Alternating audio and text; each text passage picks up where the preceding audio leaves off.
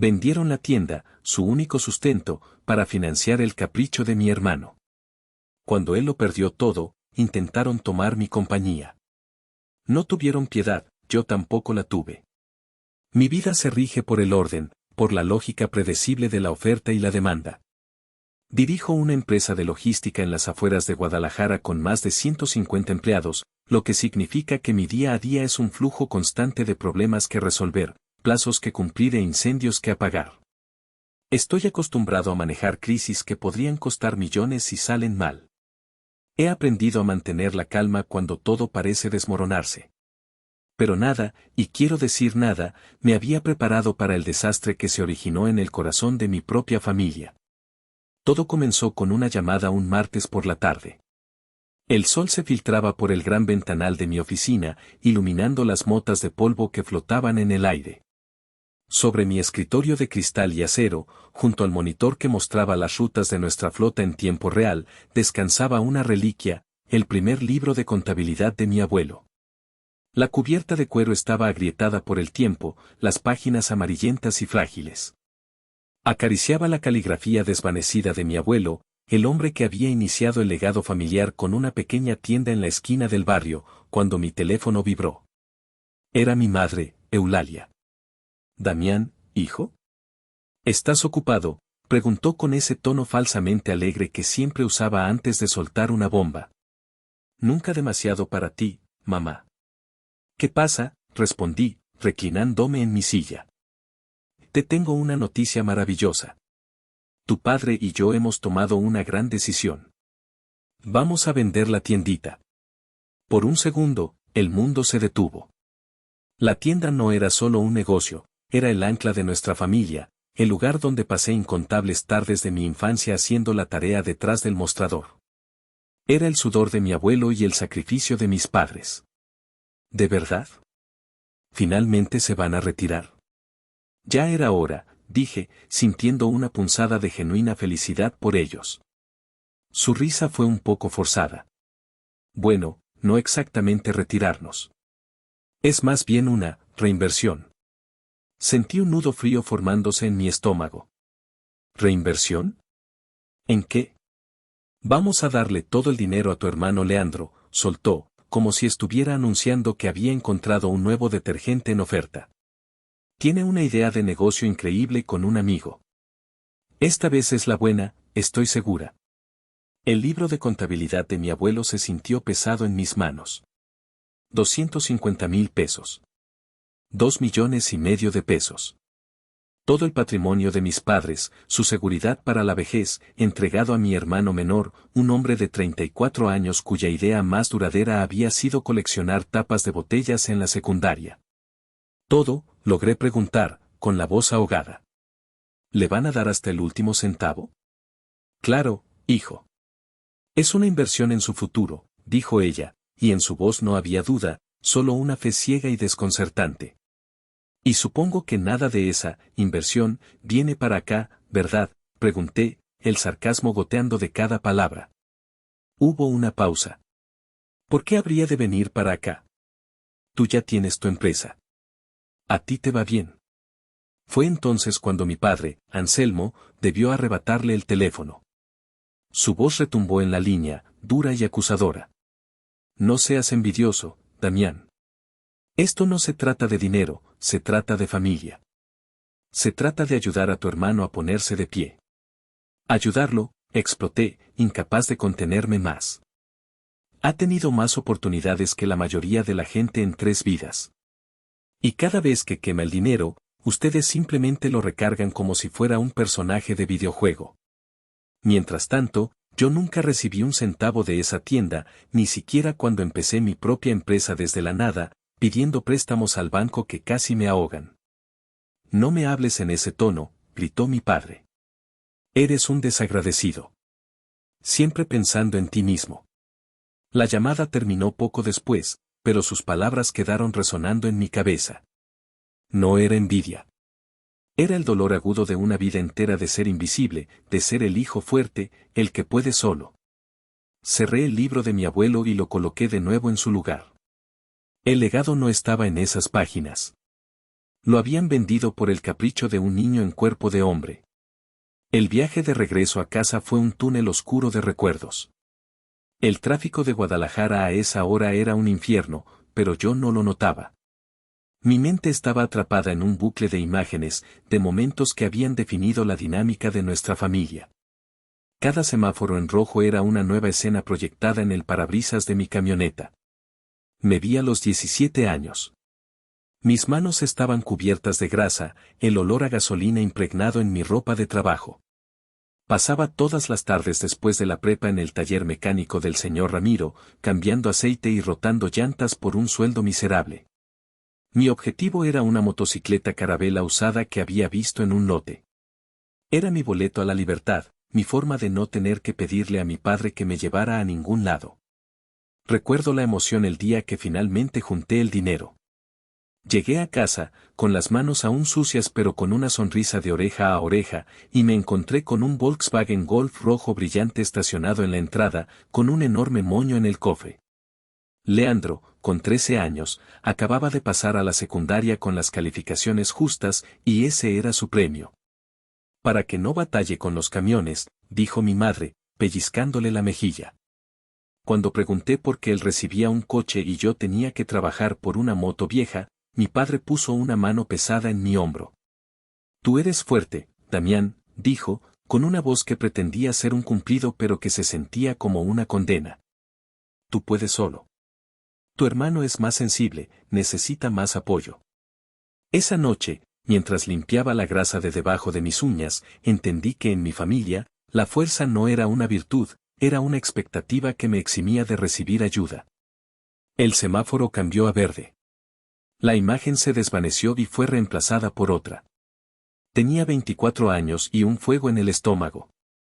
Acababa de terminar la universidad y había pasado 6 meses desarrollando un plan de negocios detallado. Me senté en la misma mesa de la cocina donde ahora comían mis padres, y les presenté mi proyecto, una pequeña empresa de logística. Les hablé del potencial, de mis proyecciones, de mi pasión. Mi padre, Anselmo, hojeó las páginas sin interés. Mijo, dijo, cerrando la carpeta y empujándola hacia mí. ¿Logística? Eso es para camioneros. Es un negocio muy riesgoso. Búscate un trabajo de oficina, algo seguro, con prestaciones. Su desdén fue como un balde de agua fría. No me ofreció ni un peso, ni una palabra de aliento. Solo duda. 3 meses después, en esa misma mesa, Leandro, que había abandonado la universidad después de un año, anunció su nueva gran idea, una marca de ropa artesanal y urbana. No tenía plan de negocios, solo unos cuantos diseños garabateados en una servilleta. Mis padres no dudaron. Sacaron una parte importante de sus ahorros para comprarle una máquina de coser industrial, rollos de tela y para pagarle un pequeño local en una zona con cero tráfico peatonal. Hay que apoyar el espíritu emprendedor, dijo mi madre con orgullo. El negocio, por supuesto, fue un fracaso estrepitoso. Duró menos de 6 meses y perdieron casi 100,000 pesos. Nunca hubo un reproche, ni una lección aprendida. Solo un suspiro de mi madre, pobrecito, el mercado no estaba listo para su visión. La visión. Leandro siempre tuvo visiones. Yo, en cambio, tenía planes, hojas de cálculo, análisis de riesgo. Mientras él soñaba, yo ejecutaba. Pedí un préstamo al banco, usé mi viejo Tsuru como vehículo de reparto y convertí la habitación de invitados de mi pequeño apartamento en una oficina y almacén. Hubo noches en las que pensé que no lo lograría, en las que la deuda me asfixiaba. Pero cada vez que estaba a punto de rendirme, recordaba la cara de desdén de mi padre y eso, irónicamente, se convertía en mi combustible. Llegué a la entrada de mi fraccionamiento y el guardia me saludó.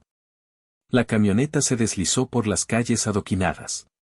Vi mi casa, grande y bien iluminada, un símbolo de todo lo que había construido. Pero en lugar de orgullo, sentí una profunda amargura. Había construido mi propio castillo, sí, pero lo había hecho en un reino diferente, uno donde mis padres nunca habían querido entrar. Y ahora, habían demolido su propio hogar para darle los escombros a mi hermano, esperando que él, de alguna manera, construyera un palacio. Entré en casa y el olor a sopa de tortilla me recibió. Mis 2 hijos corrieron a abrazarme, y por un momento, el peso del mundo se disipó. Casilda, mi esposa, salió de la cocina secándose las manos en el delantal. Me conoce mejor que nadie. Vio la tormenta en mis ojos antes de que yo dijera una sola palabra. ¿Qué pasó?, preguntó en voz baja, después de que los niños volvieran a sus juegos. La llevé a la terraza. La noche estaba fresca y el cielo despejado. Me serví un vaso de agua y le conté la conversación con mis padres, palabra por palabra. No omití nada: la venta, los 2,5 millones, la inversión, la acusación de ser envidioso. Ella escuchó pacientemente, su expresión endureciéndose con cada detalle. Cuando terminé, no hubo sorpresa en su rostro, solo una sombría confirmación. Lo sabía, dijo, cruzándose de brazos. Sabía que harían algo así. Es que no lo entiendo, casi. Es su patrimonio, su retiro. ¿Cómo pueden ser tan ciegos? Ella se acercó y tomó mi mano. Sus manos siempre eran cálidas, firmes. No son ciegos, Damián. Son, selectivamente ciegos. Ven en Leandro lo que quieren ver, una versión joven de tu padre, el soñador que nunca pudo ser. Y en ti ven al solucionador, al que siempre sale adelante. Han convertido tus virtudes en una excusa para abandonarte. Sus palabras eran duras, pero ciertas. Ahora ni siquiera tienen la tienda. ¿Qué van a hacer cuando Leandro pierda todo ese dinero? Porque lo va a perder, lo sabemos. Casilda me miró fijamente, y su siguiente frase me heló la sangre. Mi amor, ahí es donde te equivocas. El problema no es lo que ellos van a hacer. El problema es lo que van a esperar que tú hagas. Hizo una pausa, asegurándose de que la entendiera. Esto es diferente a las otras veces. Ya no se trata de prestarle a Leandro para la renta o para pagar una tarjeta de crédito. Ahora han quemado sus naves. Están en un bote salvavidas sin remos, y cuando empiece a hacer agua, van a mirar hacia el único barco grande que ven en el horizonte, el tuyo. No voy a dejarlos que se ahoguen, dije, casi por instinto. No estoy diciendo que lo hagas, respondió ella suavemente. Pero tienes que entender que no van a pedir ayuda, van a exigirla. Van a sentir que tienen derecho a tu éxito, porque en sus mentes, todo es, de la familia. Y esta vez, no solo se trata de ti. Se trata de nosotros, de nuestros hijos, de nuestro futuro. Tienes que empezar a construir un muro, Damián. Un muro alto y fuerte. Porque la marea viene hacia acá, y si no estás preparado, nos va a inundar a todos. Me quedé en silencio, mirando las luces de la ciudad a lo lejos. El agua de mi vaso temblaba ligeramente en mi mano. Casilda tenía razón. Esto ya no era un drama familiar. Se estaba convirtiendo en una amenaza existencial para todo lo que yo había construido. La llamada de mi madre no había sido una noticia. Había sido una declaración de guerra. Pasaron 6 semanas. 6 semanas de un silencio tenso, cargado de no dichos. No llamé a mis padres, y ellos no me llamaron. Me sumergí en el trabajo, usando las complejidades de la logística como un escudo contra el caos familiar. Cada contrato firmado, cada entrega a tiempo, era una reafirmación de mi propio valor, un antídoto contra la sensación de haber sido descartado. La noticia, cuando llegó, no fue una sorpresa. Fue más bien como ver el último acto de una obra de teatro que ya te sabes de memoria. Me la dio mi tío Porfirio, el hermano menor de mi padre y quizás el único en la familia con una dosis saludable de realismo. Me llamó un sábado por la mañana. Sobrino, ¿cómo estás?, dijo, su voz grave y cansina. Bien, tío. Ocupado, como siempre. ¿Y tú? Pues aquí, nomás viendo el circo. ¿Ya te enteraste de lo de tu hermano? Mi corazón dio un vuelco. ¿Qué pasó?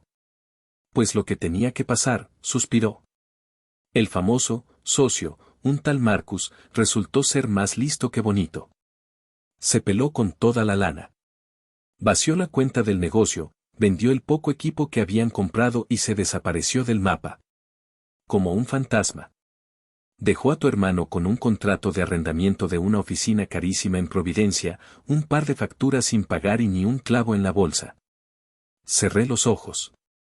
Podía visualizarlo perfectamente, la cara de pánico de Leandro, la incredulidad de mis padres, la búsqueda frenética de un culpable que no fuera ellos mismos. Lo siento mucho, tío, dije, aunque no estaba seguro de que sentía realmente. No lo sientas por mí, si yo se los advertí, dijo Porfirio. Se lo dije a tu padre, Anselmo, estás cometiendo el error de tu vida. Pero ya sabes cómo es tu jefe, nunca escucha.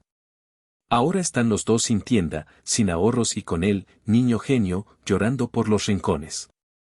Tu mamá me llamó ayer, a ver si yo podía, prestarles algo para empezar de nuevo. Le dije que mi cartera también estaba en cuarentena.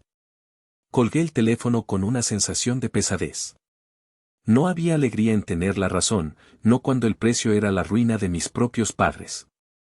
Una parte de mí, una parte pequeña y casi extinta, esperaba que esto fuera una llamada de atención para ellos.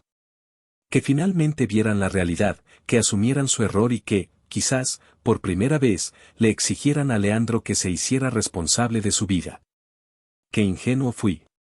La llamada de mi madre llegó esa misma noche. No había disculpas, ni reconocimiento del error. Solo una letanía de lamentos sobre cómo la vida había sido tan injusta con su pobrecito hijo. Y ese hombre, ese Marcus, un estafador. Se aprovechó de la buena fe de tu hermano, decía, su voz temblorosa de indignación. Mamá, Leandro tiene 34 años. Ya no es un niño. Él eligió a ese socio, intenté razonar. No lo defiendas, chilló ella. Lo que tu hermano necesita ahora es apoyo, no críticas. Y ustedes son su familia. Tu padre y yo ya no tenemos nada. Damián, tú tienes que hacer algo. ¿Hacer qué, mamá?, pregunté, sintiendo cómo se me erizaba la piel. Pues, ayudar. Tienes una empresa grande. Podrías darle un puesto a tu hermano. Algo de gerente, para que no se sienta mal. Y tu padre tiene mucha experiencia en negocios. Podría asesorarte, ayudarte a optimizar las cosas. Me quedé mudo. No estaban pidiendo un salvavidas. Estaban intentando abordar mi barco y tomar el timón. La advertencia de Casilda resonó en mi cabeza, tan clara y fuerte como una sirena de alarma. Mamá, mi empresa no es un centro de caridad, dije, mi voz más fría de lo que pretendía. Los puestos aquí se ganan con experiencia y capacidad, no por lazos de sangre. ¿Qué corazón tan duro tienes?, sollozó. Después de todo lo que hemos hecho por ti. ¿Qué han hecho por mí?, la interrumpí, el dique de mi paciencia finalmente rompiéndose. Dime una sola cosa. Porque yo solo recuerdo haber construido esto solo, mientras ustedes le pagaban los fracasos a mi hermano. Así que no, mamá. La respuesta es no. Colgué el teléfono, mi mano temblando de ira. La batalla había comenzado. Pensé que mi negativa rotunda sería suficiente para marcar un límite. De nuevo, subestimé su capacidad para ignorar la realidad. 2 días después, el lunes por la mañana, el caos llegó a mi puerta. Estaba en una reunión con mi equipo financiero, revisando las proyecciones para el siguiente trimestre, cuando mi asistente, Laura, entró en la sala de juntas, pálida como el papel. Damián, disculpa la interrupción, pero, tu padre está aquí, susurró. ¿Mi padre? ¿En la recepción? Dile que estoy en una reunión, que lo veo en 1 hora. Laura negó con la cabeza, sus ojos abiertos de par en par. No está en la recepción. Está en el área de operaciones. Y está, hablando con la gente. Una alarma se encendió en mi cerebro. Me disculpé con mi equipo y salí casi corriendo hacia el corazón de mi empresa. El área de operaciones es un espacio abierto y bullicioso, lleno de monitores, mapas y gente hablando por teléfono y radio. Pero cuando llegué, reinaba un silencio incómodo. Todos los ojos estaban fijos en una figura en el centro de la sala, mi padre, Anselmo. Llevaba puesto un traje que debió estar de moda en los 90, demasiado grande para él, y se paseaba con las manos en la espalda, como un general inspeccionando a sus tropas. Se había detenido junto al escritorio de Silvestre, mi gerente de almacén, un hombre de 60 años que había estado conmigo desde que operábamos desde mi apartamento. Silvestre es la columna vertebral de esta empresa, un hombre leal, trabajador y con más conocimiento de logística en su dedo meñique que mi padre en toda su vida. Y esta es la clase de ineficiencia de la que hablo, estaba diciendo mi padre en voz alta, para que todos lo oyeran, mientras señalaba un manifiesto en la pantalla de Silvestre. Demasiado papeleo, demasiados pasos. En mis tiempos, las cosas se hacían de forma más directa. Usted, por ejemplo, parece demasiado lento para este ritmo. Necesitamos sangre nueva, gente con más energía. Silvestre, un hombre orgulloso y normalmente tranquilo, estaba rojo de furia contenida. Apretó los puños sobre su escritorio, pero no dijo nada, mirándome en busca de ayuda. Mis empleados me miraban, confundidos, asustados, esperando ver cómo reaccionaría su jefe.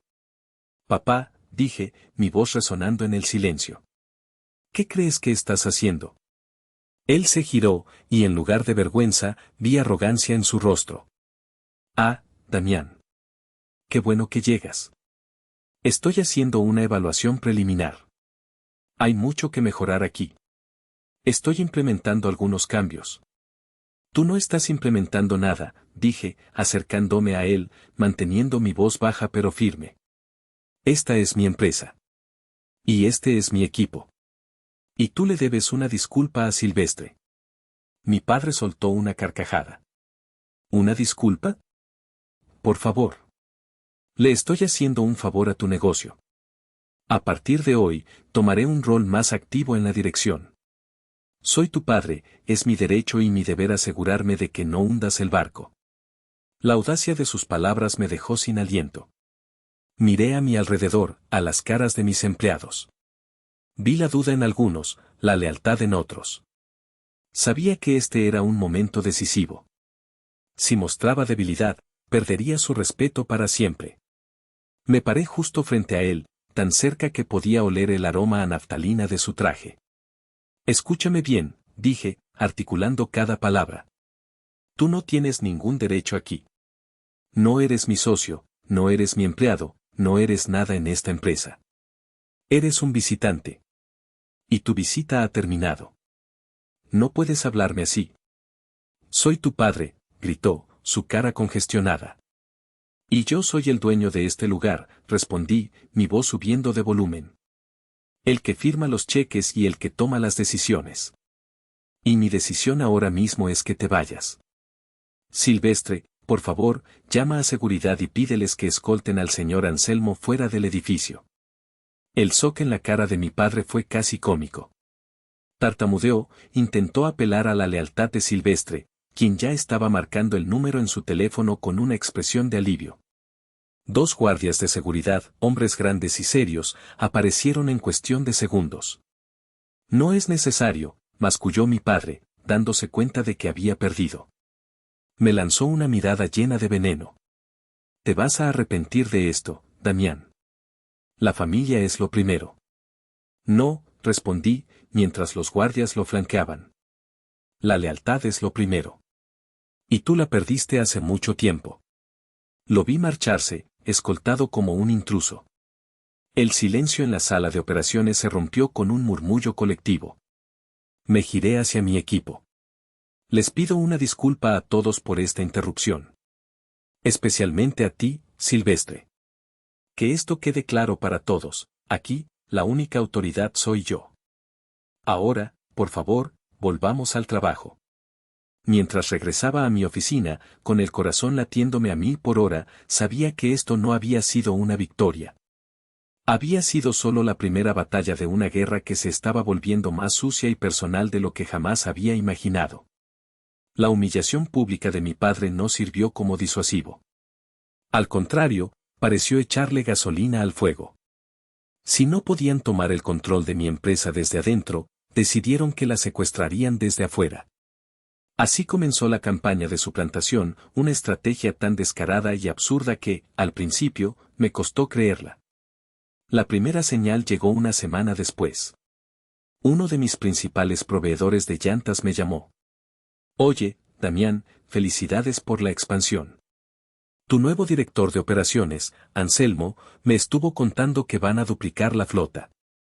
Es un tipo con mucha visión, tu padre. Me quedé helado. ¿Mi qué? Tu director de operaciones. Me dio su tarjeta y todo. Un tipazo. Ernesto, mi padre no trabaja aquí. No tiene ningún cargo, dije, tratando de mantener la calma. Hubo un silencio incómodo al otro lado de la línea. Ah, caray. Pues qué raro. Bueno, entonces olvídalo. Nos hablamos luego. Colgué, sintiendo una mezcla de furia y vergüenza. Inmediatamente llamé a Casilda. Su reacción fue la que necesitaba. No te enojes, Damián. Organízate, me dijo con su habitual pragmatismo. Esto es bueno. Te están dando las armas para defenderte. Documenta todo. Pídele a Ernesto que te mande una foto de esa tarjeta. Cada prueba es un ladrillo más para tu muro. Tenía razón. Cambié mi estrategia. En lugar de confrontarlos, empecé a reunir evidencia en silencio. Le pedí a mis gerentes y a mi personal de confianza que me informaran de cualquier avistamiento o interacción. Los informes no tardaron en llegar. Mi gerente de ventas encontró a Leandro en un evento de la Cámara de Comercio. Estaba repartiendo tarjetas baratas, mal impresas, con el logo de mi empresa. Su cargo, director de desarrollo de negocios. Su correo electrónico, una dirección de Gmail. Leandro, que nunca había cerrado un trato en su vida, se presentaba como el cerebro detrás de nuestra expansión comercial. Luego, la cosa se puso peor. Empezaron a acercarse a mis clientes. Recibí un correo electrónico del señor Reyes, el dueño de una de las cuentas más grandes que manejamos. Era un hombre mayor, formal y muy tradicional. Estimado Damián, decía el correo. Espero se encuentre bien. Le escribo porque estoy un poco confundido. Su padre, don Anselmo, me llamó esta mañana.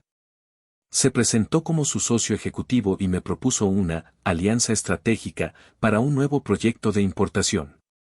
Me aseguró que usted estaba al tanto y que me enviaría los detalles.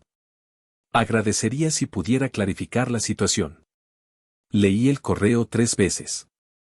Estaban poniendo en riesgo un contrato multimillonario.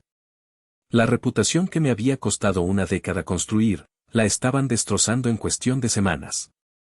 Respondí inmediatamente al señor Reyes, disculpándome profusamente y aclarando que mi padre no tenía ninguna autoridad para hablar en nombre de la empresa. Le aseguré que tomaría cartas en el asunto. Esa tarde, busqué sus nombres en LinkedIn. Allí estaba. Anselmo, director de operaciones senior en logística Damián SADCB. Su perfil afirmaba que había optimizado la cadena de suministro, resultando en un ahorro del 15%. Leandro, por su parte, era jefe de desarrollo de negocios y se atribuía la adquisición de 3 nuevas cuentas de alto valor. Todo era una fantasía, una mentira descarada construida sobre mi trabajo. Hice capturas de pantalla de todo. La carpeta en mi computadora crecía, fotos de las tarjetas, copias de los correos, testimonios de mis empleados, los perfiles de LinkedIn. Cada archivo era una puñalada. No solo estaban usando mi nombre, estaban robando mi historia, reescribiéndola para incluirse como protagonistas. Casilda tenía razón. No estaban cavando su propia tumba. Estaban construyendo su propio patíbulo, y me estaban entregando la soga, pieza por pieza. Y yo sabía que, muy pronto, tendría que usarla. El punto de no retorno llegó un jueves. Era un día crucial. Teníamos la reunión trimestral con la gente del señor Reyes para revisar nuestro contrato de servicio. Eran más que clientes, eran socios estratégicos. Perderlos no solo significaría un golpe financiero, sino un daño irreparable a nuestra reputación en la industria. Estaba en la sala de juntas principal con mi equipo, dando los últimos toques a la presentación, cuando mi teléfono vibró. Era un mensaje de texto de Laura, mi asistente, escrito todo en mayúsculas. Están aquí. Tu padre y tu hermano. En la recepción. Hablando con la gente del señor Reyes. Una oleada de adrenalina helada recorrió mi cuerpo. Denme un segundo, dije a mi equipo, mi voz peligrosamente tranquila. Salí de la sala y caminé a paso rápido hacia la recepción. Y allí estaban. La escena era surrealista. Mi padre, Anselmo, con su traje ridículo, gesticulaba ampliamente mientras le explicaba algo a uno de los gerentes del señor Reyes. Leandro, a su lado, sostenía un portafolio de imitación de piel como si contuviera los secretos del universo, asintiendo con la cabeza a todo lo que decía su padre. El equipo del señor Reyes, 3 personas en total, parecían educadamente confundidos, intercambiando miradas incómodas. No dudé. Me interpuse directamente entre mi padre y el cliente. Señor Reyes, qué gusto tenerlo aquí. Laura, por favor, acompáñelos a la sala de juntas número 1. Les llevaremos café de inmediato, dije, mi voz era todo profesionalismo, ignorando por completo a mi familia. Mi padre intentó intervenir. Damián, justamente le estaba explicando al señor sobre nuestros nuevos planes de expansión internacional. Me giré y lo miré directamente a los ojos. Mi voz fue un susurro de acero. Tú y yo no tenemos ningún, nuestro. Luego, volví a dirigirme al cliente, con una sonrisa forzada. Una disculpa por la confusión. A veces, la familia se entusiasma demasiado. Por favor, pasen por aquí. El señor Reyes, un hombre astuto y experimentado, captó la situación al instante. Asintió con una pequeña sonrisa comprensiva y guió a su equipo por el pasillo. Una vez que estuvieron fuera del alcance del oído, mi máscara de profesionalismo se cayó. Me di la vuelta para encarar a los 2 hombres que compartían mi sangre. Se fueron, dije, mi voz temblando de una furia que apenas podía contener. No tienes por qué tratarnos así frente a tus clientes, replicó Anselmo, ofendido. Solo estábamos haciendo networking. Esto no es networking, sí sé. Esto es interferencia. Es suplantación de identidad. Y es allanamiento de morada. Se los advertí. Les pedí que se detuvieran. No lo hicieron. Le hice una seña a la recepcionista. Laura, llama a seguridad, por favor. El rostro de mi padre se transformó del enojo a la incredulidad. ¿Seguridad? ¿Vas a llamar a seguridad, para tu propio padre? Ustedes dejaron de actuar como familia hace mucho tiempo, respondí. Ahora son solo 2 extraños que están causando problemas en mi propiedad. Y los voy a tratar como tales. Los 2 guardias llegaron, sus rostros impasibles. No tuve que decir mucho. Por favor, escolten a estos 2 caballeros fuera del edificio. Y asegúrense de que entiendan que no pueden volver a entrar sin mi autorización por escrito. Leandro empezó a balbucear algo sobre ser un malagradecido. Mi padre me miró con un odio puro. Me las vas a pagar, Damián. Te lo juro. No respondí. Simplemente los vi ser escoltados hacia la puerta de cristal, como 2 actores expulsados del escenario. Me di la vuelta y respiré hondo, tratando de calmar el temblor de mis manos. Tenía que volver a esa sala de juntas y salvar el contrato más importante de mi empresa. Pero mientras caminaba por el pasillo, una decisión se cristalizó en mi mente.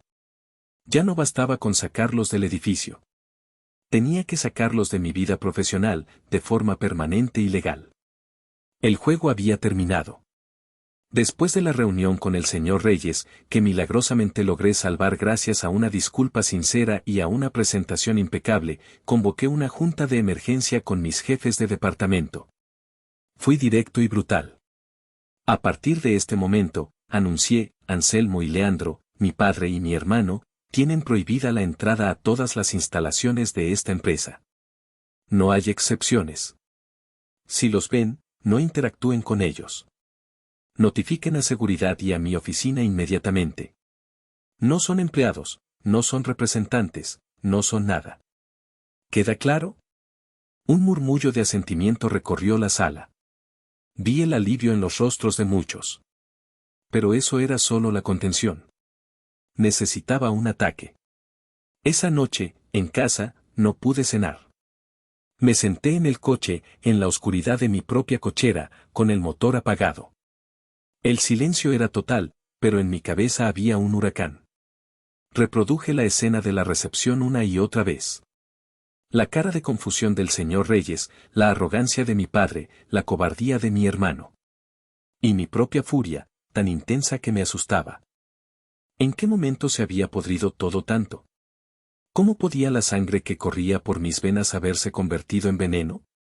Apoyé la frente en el volante frío, sintiéndome agotado, no por el trabajo, sino por el peso de una batalla que nunca pedí. Mi teléfono sonó. Era Casilda. ¿Estás bien? Te estamos esperando para cenar. No puedo, casi. No tengo hambre, mi voz sonó hueca. Son mi sangre. Mi padre, mi hermano. ¿Cómo puedo llevarlos a la corte? ¿Cómo puedo hacerles esto? Hubo un silencio al otro lado. Luego, la voz de Casilda, firme como una roca. ¿Y nosotros, Damián? ¿Y nuestros hijos, qué te esperan adentro? ¿Y las 150 familias que dependen de que tú protejas esta empresa? Tu padre y tu hermano tomaron sus decisiones. Quemaron su dinero, quemaron su reputación y ahora están tratando de quemar la tuya.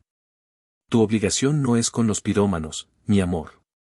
Es con los que están dentro de la casa que intentan incendiar.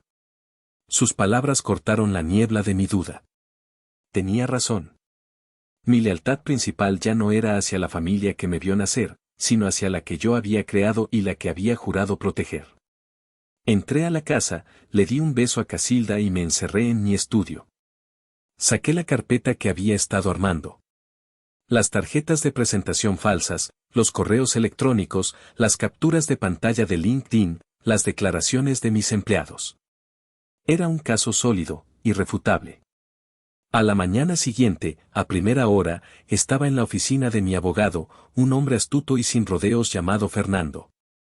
Le puse la carpeta sobre la mesa.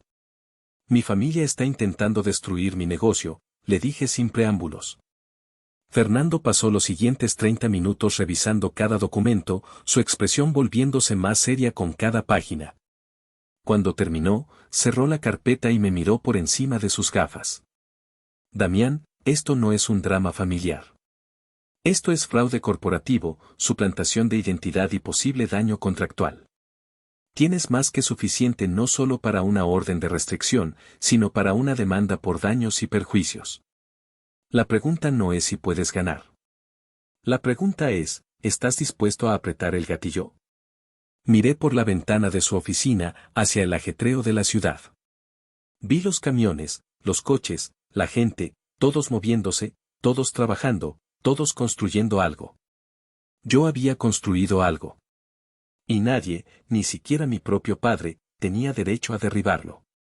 Aprieta el gatillo, Fernando, dije, mi voz firme y sin rastro de duda.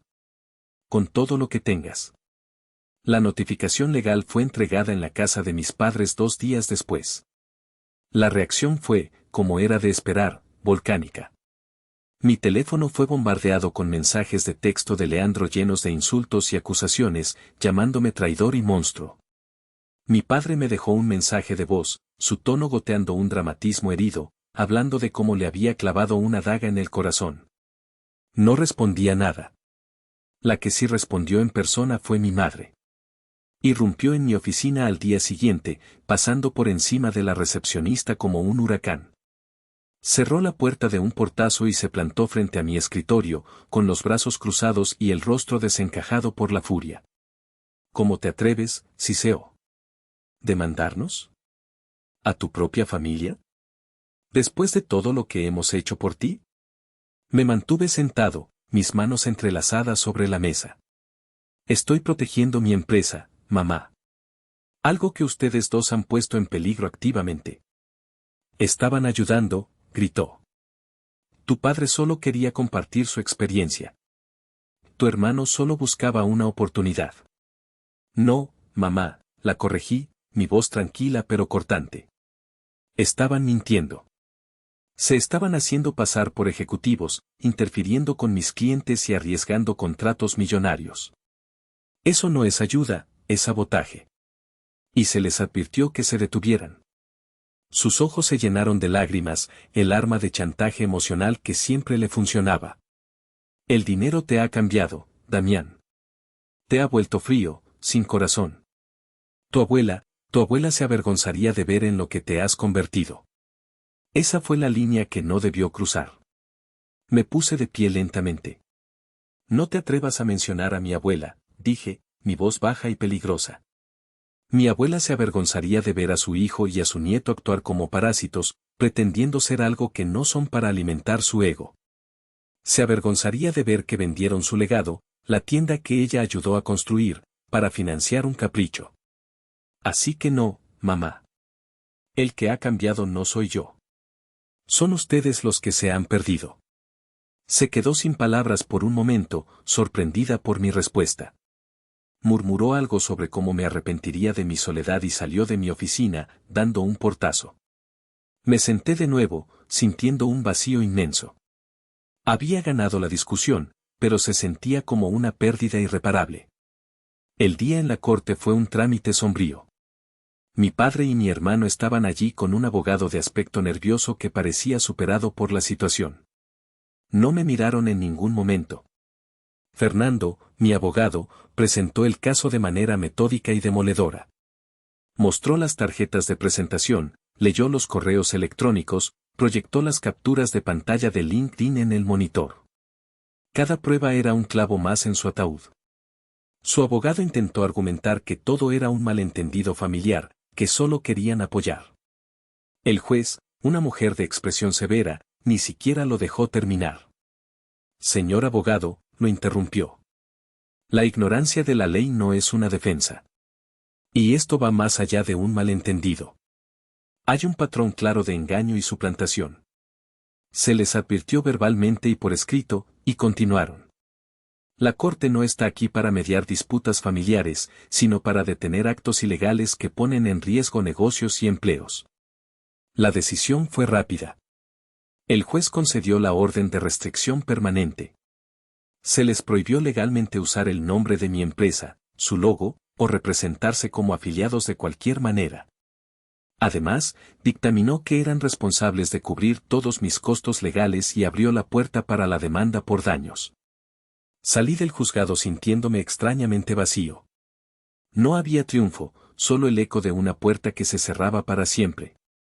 Las consecuencias de la orden judicial se extendieron como una onda expansiva.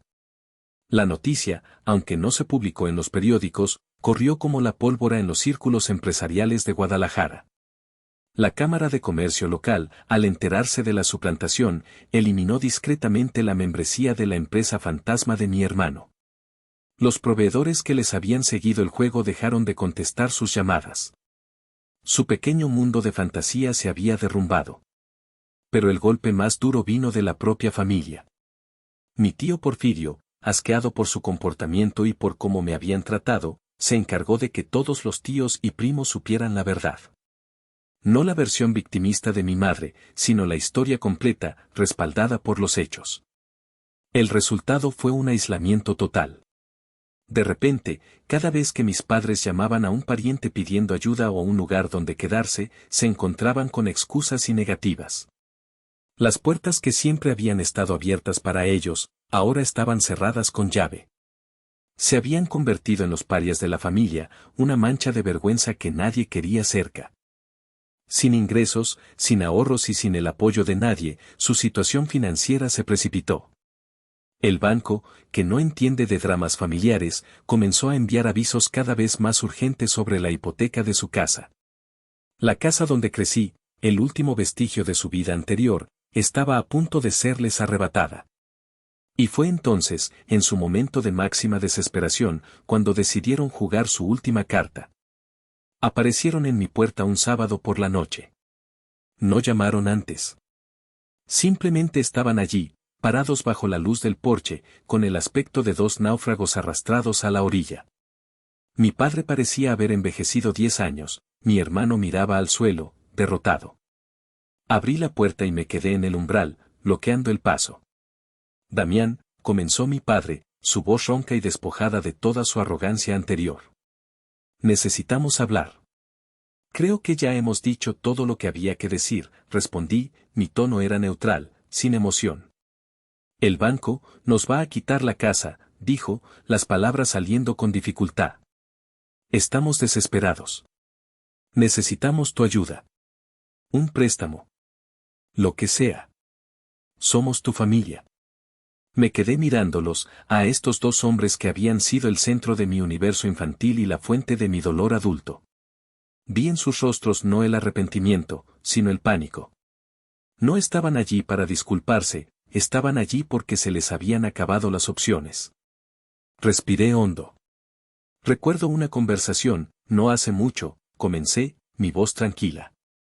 En esa conversación, me llamaste envidioso y egoísta por cuestionar que le dieran a Leandro todo el patrimonio familiar.